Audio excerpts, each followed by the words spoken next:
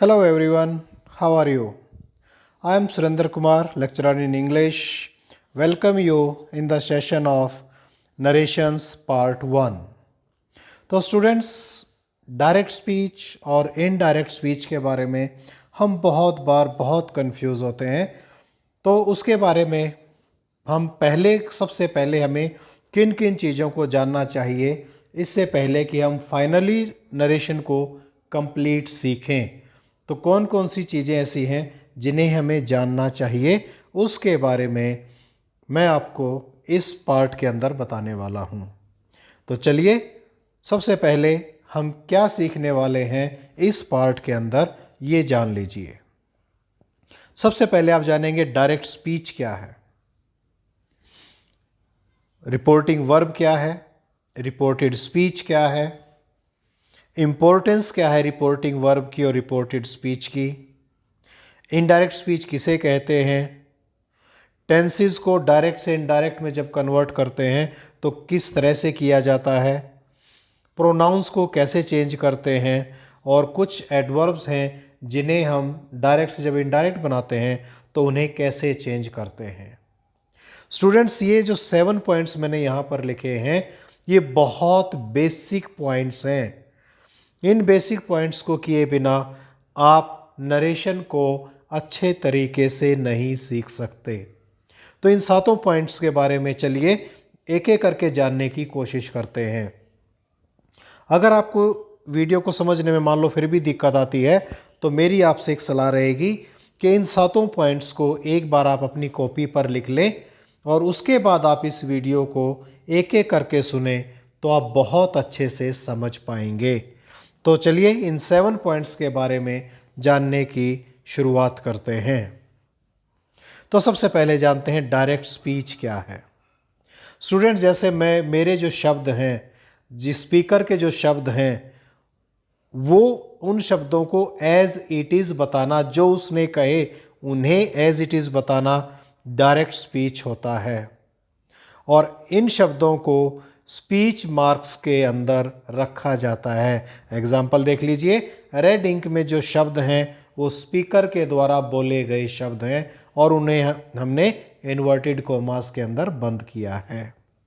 ही says, comma, inverted commas began, यानी inverted commas हम लगाते हैं जब स्पीकर के शब्दों को हम बंद कर, हम ऐसे का वैसे बोलते हैं जो उसने शब्द यूज़ किए। आई एम गोइंग, ये मैं बहुत आसान से ले रहा हूँ ताकि आप समझ जाएं कि डायरेक्ट स्पीच क्या होती है। They said we can go on a tour, यानी इन्वर्टेड कोमास बिगिन है और जैसे ही वो बात खत्म होती है इन्वर्टेड कोमास क्लोज हो जाते हैं। The teacher said to us, comma, inverted commas begin, you can leave the class, यानी टीचर के शब्दों को एज इट इज़ जो है रखा गया है, तो वो डायरेक्ट स्पीच कहलाती है। तो मेरे ख्याल से आप समझ गए होंगे कि डायरेक्ट स्पीच क्या होती है, जो शब्द स्पीकर के बोले गए हैं और उन्हें हम स्पीच मार्क्स के अंदर रखते हैं।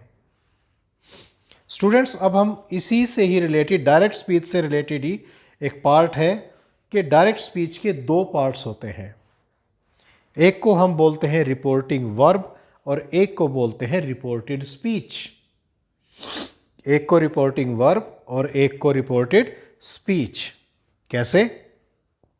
जैसे मैंने एक टेबल आपके लिए सामने रखी है, एक साइड में रिपोर्टिंग वर्ब और एक साइड में रिपोर्टेड स्पीच, यानी जो पूरे स्पीकर के जो वर्ड्स हैं जो इन्वर्टेड कोमास के अंदर क्लोज्ड हैं वो रिपोर्टेड स्पीच होता है और उससे पहले का जो पार्ट होता है वो रिपोर्टिंग वर्ब होती है। ये जानना बहुत ज़रूरी है आपके लिए, आगे बताऊंगा ये जानना क्यों ज़रूरी है। जैसे he says, I am going, तो ही सेज आपकी रिपोर्टिंग वर्ब है और I am going reported speech. They said reporting verb है, we can go on a tour reported speech है। The teacher said to us, you can leave the class, यानी teacher said to us reporting verb और you can leave the class reported speech. तो इसी तरह से 3 sentence और दिए हैं जो आपको बहुत अच्छे से क्लैरिफाई करेंगे कि रिपोर्टिंग वर्ब क्या होती है और रिपोर्टेड स्पीच क्या होती है। जैसे जैसे आप आगे जानते जाएंगे थोड़ी सी और डिफ़िकल्टी लेवल बढ़ता जाएगा, लेकिन आप उसको अच्छे से कर पाएंगे क्योंकि आप पहली बार अभी इसको कर रहे हैं। अब इम्पोर्टेंस क्या है रिपोर्टिंग वर्ब और रिपोर्टेड स्पीच की। रिपोर्टिंग वर्ब और रिपोर्टेड स्पीच बहुत इम्पोर्टेंट है, क्योंकि जब आप टेंस चेंज करेंगे इनडायरेक्ट फॉर्म के अंदर और प्रोनाउंस चेंज करेंगे तो रिपोर्टिंग वर्ब और रिपोर्टेड स्पीच दोनों का बहुत बड़ा रोल होगा। आपको रिपोर्टिंग वर्ब और रिपोर्टेड स्पीच ऐसे आपको पता होना चाहिए जैसे आपके खून में समा गई हो, या जैसे आप सांस लेते हो कि आपको बिना सोचे समझे सांस लेनी पड़ रही है और आप रिपोर्टिंग वर्ब और रिपोर्टेड स्पीच को बता पाएँ। क्योंकि अगर आपने गलत असेस किया रिपोर्टिंग वर्ब और रिपोर्टेड स्पीच को तो आपका टेंस भी गलत हो जाएगा और आप प्रोनाउन को भी गलत तरीके से चेंज कर देंगे। तो इसलिए बहुत बड़ी अहमियत है रिपोर्टिंग वर्ब और रिपोर्टेड स्पीच की। अब इनडायरेक्ट स्पीच क्या होती है? इनडायरेक्ट स्पीच क्या है कि जब मैंने कोई शब्द कहे, उन शब्दों को वैसे का वैसा ना कहकर बल्कि उन शब्दों को का अर्थ ही बता दिया जाए कि उसने ऐसा कहा। विदाउट स्पीच मार्क्स नहीं होते हैं इसमें, और विदाउट यूजिंग एग्जैक्ट वर्ड्स, यानी दो चीज़ें मिलेंगी, एक तो स्पीच मार्क्स खत्म हो जाते हैं और दूसरा एग्जैक्ट वर्ड जो यूज़ किए गए वो नहीं होते, वो ख़त्म हो जाते हैं। एग्जाम्पल देख लीजिए, ही सेज, हमने इन्वर्टेड कोमास को क्लोज जब किया था तो उसको हटाने के लिए दैट शब्द यूज़ कर लिया, he is going. They said that they could go on a tour, the teacher told us that we could leave the class. यानी यहाँ पर आपको कहीं भी स्पीकर के बोले गए शब्द एज इट इज़ नज़र नहीं आएंगे। तो ये चीज़ आपने समझनी है। तभी मैंने कहा कि जो स्लाइड थी जहाँ 7 पॉइंट लिखे थे वो आप एक बार लिख लें, वो एग्जाम्पल भी आप लिख लें जो मैंने उससे नेक्स्ट स्लाइड में दिए थे, ताकि आप डायरेक्ट स्पीच और इनडायरेक्ट स्पीच के बीच का अंतर जान जाएं। अब टेंस की पहचान, जब ये 3 चीज़ें आप जान जाएंगे, यानी डायरेक्ट स्पीच क्या है, इनडायरेक्ट स्पीच क्या है, रिपोर्टिंग वर्ब और रिपोर्टेड स्पीच क्या है, अब आपको टेंस की पहचान होनी चाहिए, जो टेंसेस को हम डिटेल में ऑलरेडी कर चुके हैं और मैं सभी टेंसेस की वीडियो आपको पहले ही शेयर कर चुका हूँ। चलिए एक हम रिवीजन, क्विक रिवीजन साथ साथ ले लेते हैं, क्योंकि टेंस की पहचान होनी आपको बहुत बहुत बहुत इम्पोर्टेंट है। अब प्रेजेंट टेंस को हम रिवाइज भी कर लेते हैं और उसकी पहचान भी एक बार दोबारा से कर लेते हैं। सिंपल प्रेजेंट टेंस में आपको क्या मिलेगा, कैसे पहचानोगे आप सिंपल प्रेजेंट टेंस को? इसमें वर्ब की फर्स्ट फॉर्म मिलेगी आपको। अगर आपका सब्जेक्ट ही, शी, इट कोई नाम या थर्ड पर्सन सिंगुलर है तो फर्स्ट फॉर्म के साथ आपको एस या ईएस मिलेगा। क्वेश्चन मार्क और नेगेटिव होंगे तो डू और डज का प्रयोग आपको मिलेगा। एग्जाम्पल 2 दिए हैं मैंने, I like mangoes, he does not go there. यानी इस तरह का जब सेंटेंस मिलेगा तो आप समझिए ये सिंपल प्रेजेंट टेंस है, और जब आप नरेशन में इनडायरेक्ट बनाएंगे तब आपको ये टेंस चेंज करना पड़ सकता है। कैसे, वो मैं आपको आगे बताऊंगा। चलिए प्रेजेंट कंटिन्यूस टेंस के बारे में जानते हैं। पहचान क्या है? इज एम आर वर्ब की फर्स्ट फॉर्म के साथ I N G. He is going for a walk at present. Is going यानी वर्ब की फर्स्ट फॉर्म के साथ आईएनजी लगी, इज एम आर का प्रयोग हुआ। Present perfect tense, helping verb क्या होगी आपकी? हैज, हैव, और वर्ब की third form. Example, she has seen the film, has seen. Present perfect continuous tense, has been, have been, verb की फर्स्ट फॉर्म और उसके साथ आईएनजी, और इन वाक्यों में सिंस और फॉर का प्रयोग भी किया जाता है। They have been swimming in the river for 2 hours। Past tense को जान लेते हैं। सिंपल पास्ट टेंस वर्ब की सेकंड फॉर्म। इंट्रोगेटिव और नेगेटिव सेंटेंसेस में डिड नॉट का प्रयोग करेंगे और उसके बाद वर्ब की फर्स्ट फॉर्म का प्रयोग करेंगे। एग्जाम्पल आपके आगे, he killed a tiger, she did not like me. Past continuous was were, first form of verb plus ing। They were sleeping when I went to their house. Past perfect tense had और verb की third form, the patient had died. ये आपका past perfect tense है।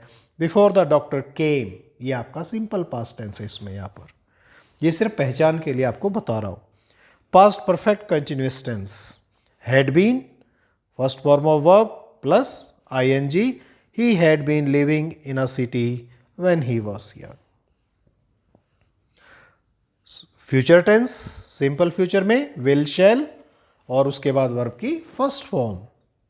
Future continuous will be, shall be, verb की first form के साथ ing।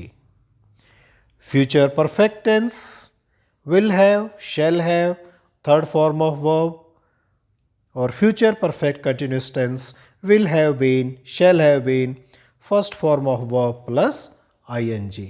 Examples इनके साथ साथ दिए गए हैं, आप एग्जाम्पल्स को पढ़ लें।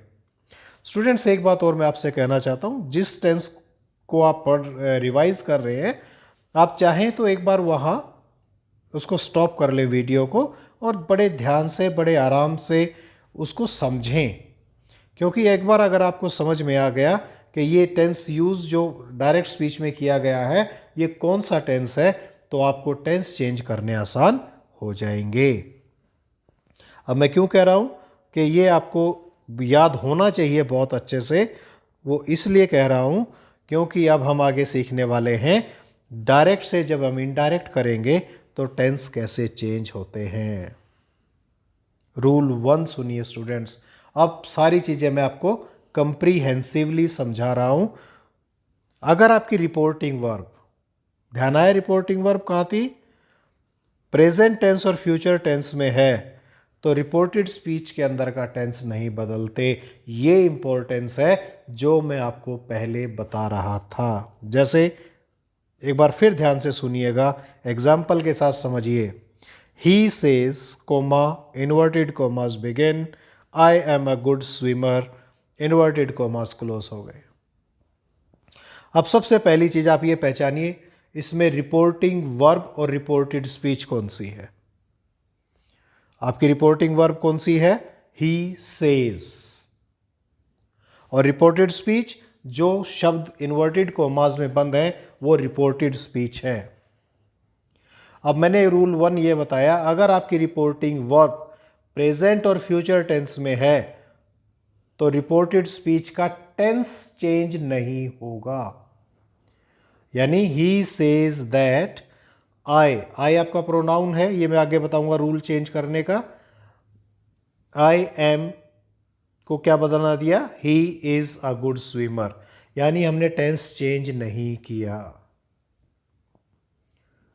Rule 2, pronoun used in the reported speech, ध्यान रखें रिपोर्टेड स्पीच का जो प्रोनाउन है, जो हमने आई को वहां पर चेंज किया है, वो चेंज करेंगे चाहे कंडीशन कैसी भी हो। उसका अलग रूल है, वो भी आपको मैं समझाऊंगा। पॉइंट नंबर 2, प्रोनाउंस को आपने चेंज करना है। रिपोर्टेड स्पीच का जो प्रोनाउन है वो चेंज होगा। रूल 3, अगर आपकी रिपोर्टिंग वर्ब पास्ट टेंस में है, यानी अगर आपकी रिपोर्टिंग वर्ब पास्ट टेंस में है, रिपोर्टिंग वर्ब यस पहला पार्ट, तो रिपोर्टेड स्पीच का टेंस चेंज होगा। और कैसे चेंज होगा हम आगे देखते हैं। ये देखिए, प्रेजेंट टेंस, अगर डायरेक्ट स्पीच में सिंपल प्रेजेंट टेंस यूज हुआ तो इनडायरेक्ट जब बनाएंगे तो उसको सिंपल पास्ट कर देंगे। प्रेजेंट कंटिन्यूस टेंस है तो पास्ट कंटिन्यूस कर देंगे। प्रेजेंट परफेक्ट है तो पास्ट परफेक्ट कर देंगे। प्रेजेंट परफेक्ट कंटिन्यूस है तो पास्ट परफेक्ट कंटिन्यूस टेंस कर देंगे। यानी प्रेजेंट को हम पास्ट टेंस में बदल देंगे। आगे देखिए, पास्ट टेंस को चेंज करने का रूल ध्यान से समझ लीजिए। अगर सिंपल पास्ट है तो पास्ट परफेक्ट बनाएंगे, सिंपल पास्ट है तो क्या बनाएंगे, पास्ट परफेक्ट। पास्ट कंटिन्यूस है तो पास्ट परफेक्ट कंटिन्यूस बनाएंगे। अगर डायरेक्ट स्पीच में पास्ट परफेक्ट है तो चेंज नहीं करेंगे, पास्ट परफेक्ट कंटिन्यूस है तो भी चेंज नहीं करेंगे। फ्यूचर टेंस को मैंने दूसरे तरीके से लिखा है क्योंकि इसमें हमें मॉडल एक्सिलरीज की जरूरत पड़ेगी। विल शैल है तो वुड शुड हो जाएगा, कैन का कुड, मे का माइट, इसी तरह से इनको चेंज करेंगे। अब चेंज ऑफ प्रोनाउंस को जान लीजिए स्टूडेंट्स। आपने बहुत बार पिछली क्लासों में पहले भी जब आपने कभी किए होंगे नरेशंस तो आपने SON और उसके नीचे 1 2 3 भी लिखा होगा। SON means subject, object, no change. 1 2 3 means first person, second person, third person. यानी अगर फर्स्ट पर्सन का प्रोनाउन है रिपोर्टेड स्पीच में तो उसको हम रिपोर्टिंग वर्ब के सब्जेक्ट के अनुसार बदलेंगे। मैंने RV और RS लिखा हुआ है, आप इस टेबल को पढ़ना सीख लीजिए। अगर रिपोर्टेड स्पीच में फर्स्ट पर्सन का प्रोनाउन है, फर्स्ट पर्सन में I और V, तो उसे रिपोर्टिंग वर्ब के सब्जेक्ट के अनुसार बदल देंगे।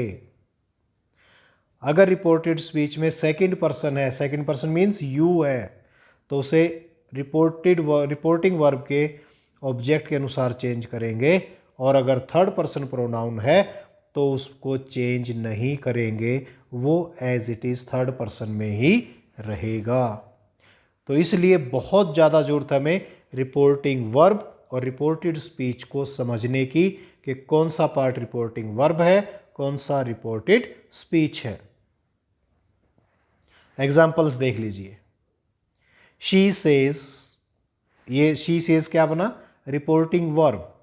आई will come to school, reported speech, यही बना ना। अब देखिए रिपोर्टेड स्पीच में आई शब्द यूज हुआ यानी फर्स्ट पर्सन का प्रोनाउन। फर्स्ट पर्सन के प्रोनाउन को किसके हिसाब से बदलेंगे, रिपोर्टिंग वर्ब के सब्जेक्ट, वो क्या है, she.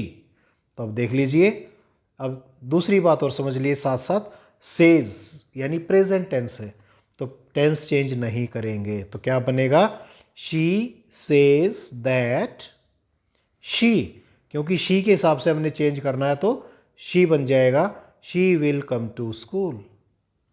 Rama will say I saw Ravi in the park. Will say future tense में है तो टेंस चेंज नहीं करना। Rama will say that she, I क्योंकि किसके अनुसार बदलेगा, रमा के अनुसार। She saw Ravi in the park, नाम को चेंज नहीं करेंगे। रवि जो है वो थर्ड पर्सन में है तो नाम है वो, तो नाम को हम नाम ही रखेंगे, उसको चेंज नहीं करेंगे।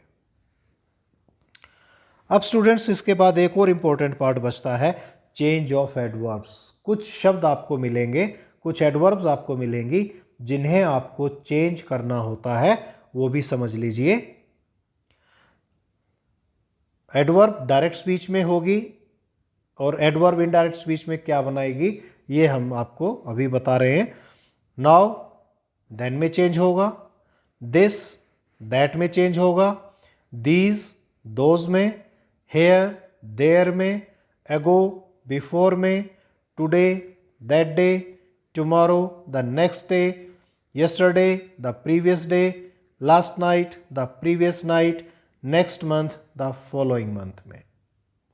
तो इस तरह से हम इनको, अगर ये डायरेक्ट स्पीच में हमारे पास नाउ लिखा हुआ है तो हम उसको देन कर देंगे, दिस लिखा है तो दैट कर देंगे, दीज लिखा है तो दोज कर देंगे, हेयर है तो देयर करेंगे, एगो है तो बिफोर करेंगे, टुडे है तो दैट डे करेंगे, टुमारो है तो द नेक्स्ट डे करेंगे, यस्टरडे है तो previous day, last night the previous night, next month the following month करेंगे। यानी इस तरह से हम एडवर्ब्स को भी चेंज करेंगे। तो स्टूडेंट्स ये हमारा पार्ट 1 एंड हो जाता है। लेकिन अगर मैं ये सोचूं कि आपको बिल्कुल बहुत अच्छे से समझ में आ गया तो मैं केवल ये कह सकता हूं कि मैं अपने आप को धोखा दे रहा हूं। आपको हो सकता है इस वीडियो को 2, 3, 4 बार देखना पड़े, लेकिन प्लीज़ ट्राई टू अंडरस्टैंड। आपको केवल 4 बातें बहुत अच्छे तरीके से समझनी है, वो मैं आपको बता देता हूँ। नंबर 1, आपने रिपोर्टिंग वर्ब और रिपोर्टेड स्पीच को बहुत अच्छे से समझना है। रिपोर्टिंग वर्ब, रिपोर्टेड स्पीच को बहुत अच्छे से समझना है कि ये क्या है। नंबर 2, रिपोर्टिंग वर्ब का टेंस और रिपोर्टेड स्पीच के टेंस दोनों को आपने समझना है, क्योंकि दोनों में टेंस का यूज हुआ है। यानी आपको टेंसेस की पहचान होनी चाहिए, ये प्रेजेंट टेंस है, ये पास्ट टेंस है, ये फ्यूचर टेंस है, तो कौन कौन से टेंस, सबकी अलग अलग आपको पहचान होनी चाहिए। दूसरी चीज आपको ये जाननी, तीसरी चीज आपको ये जाननी है कि फर्स्ट पर्सन के प्रोनाउन, अगर रिपोर्टेड स्पीच में फर्स्ट पर्सन है तो रिपोर्टिंग वर्ब के सब्जेक्ट के अनुसार चेंज करें। अगर रिपोर्टेड स्पीच का प्रोनाउन सेकंड पर्सन का है तो उसको ऑब्जेक्ट के अनुसार चेंज करें। थर्ड पर्सन है तो उसका चेंज नहीं होगा। और लास्ट ये है कि कुछ एडवर्ब्स हैं जो मैंने अभी लास्ट की स्लाइड में लिखी थी, इन एडवर्ब्स को याद कर लें कि ए नाउ आएगा तो देन में चेंज होगा, हेयर होगा तो देयर में, तो ये चेंज कैसे होंगे ये आपने याद करने। अगर आप ये 4 बातें जान जाते हैं, इसके बाद हमारा काम बहुत आसान है। तो मैं जल्दी ही सेकंड पार्ट को लेकर नरेशन के हाजिर होऊंगा। तब तक के लिए थैंक यू एवरीवन, और बने रहिए और अच्छे से समझिए।